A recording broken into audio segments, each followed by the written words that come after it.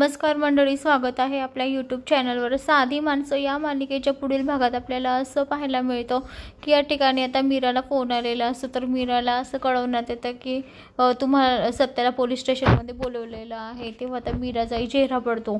तर सत्या म्हणतो, काय झालं मीरा, काही झालंय का? तेव्हा आता मीरा म्हणते की तू आपल्याला पोलीस स्टेशनमध्ये बोलवलं आहे। तर सत्यालाही खूप टेन्शन येतं। सत्या म्हणतो, का कशासाठी बोलवलं असेल आता, असं तो टेन्शनमध्ये येतो। तर मीरा त्याचा हात धरते आणि म्हणते, हे बघा, काळजी नका करू, काही काम असेल म्हणूनच बोलवलं असेल, नाहीतर विनाकारण कशाला बोलवतील ते आपल्याला। तेव्हा आता दोघेही छान हातात हात घेतात आणि एकमेकांकडे बघतात आणि हसतात। तर तो आता तयारी करतो आणि पुढे आता सगळेजण नाश्त्याला म्हणजे हॉलमध्ये जातात, डायनिंग टेबलवर।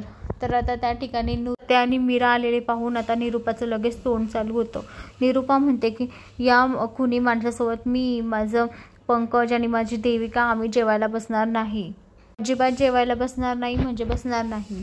आता हे ऐकून आता सत्याच्या वडिलांना सुद्धा खूप राग येतो। तर आता सत्या खूप रागातच निरूपाकडे बघत असतो। तर त्या ठिकाणी पंकज आता समोर येतो, म्हणजे सत्याची खुर्ची घेणार असतो, त्याच खुर्चीवर आता पंकज येतो आणि तो स्वतः IT मध्ये त्या ठिकाणी खाली बसतो।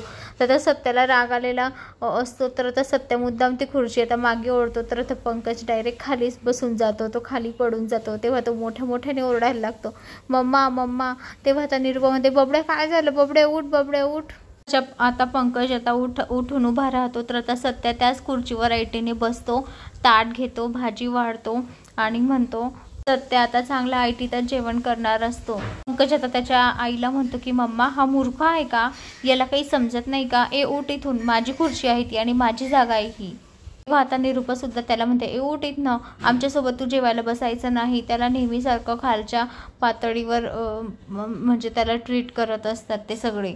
आता जेवण करत असताना सत्या म्हणतो, हा सत्य आहे ना, त्याला जे मनाला पटेल, त्याला जे आवडेल तसंच करणार, तसाच राहणार, कोणाचा एक शब्द सुद्धा ऐकणार नाही। आता इथून पुढे सत्याचेच नियम राहतील आणि सत्याचाच न्याय राहील, असं म्हणून तो आता निरूपाची बोलतीच बंद करतो। निरूपा आता त्याच्याकडे एकटक बघत असते आणि शांत असते। तर आता मीराच्याही जीवात जीव आलेला असतो, कारण मीरा देखत आता निरूपा सत्याला खूप काही बोलत असते, तिच्या नवऱ्याला घालून पाडून बोलत असतात दोघं मायलेक। त्याच्यामुळे आता मीराच्या जीव येतो। तर मंडळी, आता याच्या पुढे सत्या त्याचेच नियम लागू करेल आणि निरूपा आणि पंकज दोघांचंही अजिबात ऐकणार नाही। तर पुढे पाहायला मिळेल की आता पोलीस स्टेशनमध्ये सत्याला आणि मीराला का बोलवलेलं आहे ते आपल्याला येणाऱ्या भागात पाहायला मिळेल। तर मंडळी, अशाच मालिकेच्या नवनवीन अपडेटसाठी चॅनलला लाईक आणि सबस्क्राईब करा, शेअर करायला विसरू नका। धन्यवाद।